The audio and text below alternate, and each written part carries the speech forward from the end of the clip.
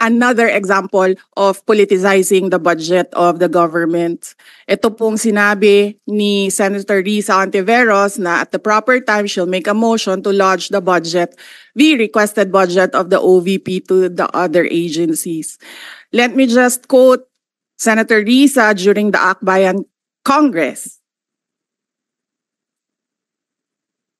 Alam ko po na ang daming kalat ni Duterte na hirap tayong linisin. Ang kadiliman noong panahon niya ay talaga namang nanuot sa ating lipunan para mansa na napakahirap tanggalin. At habang ang anak niya ay may kapangyarihan pa, hindi magiging madali ang ating laban.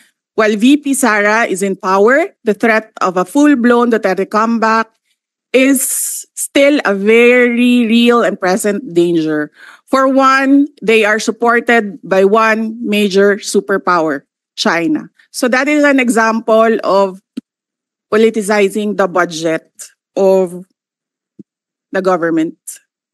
May we request, Madam Chair, that Senator Risa Ontiveros repeat the last question. I will certainly, if you request, Madam Chair, repeat my question dahil walang kinalaman sa kasasabi lang ng VP ngayon. Alam nating lahat na miyembro ng iba't ibang partido, yung speeches natin sa ating mga kamiyembro sa mga party congresses ay hiwalay na event dito sa budget debates. So I really take exception dun sa sinabi ni VP na rebuttal iyan dahil halimbawa ito sa politicizing. In fact, wala akong tinanong tungkol sa China o kahit sino pa mang ibang bansa dito sa budget hearing na to.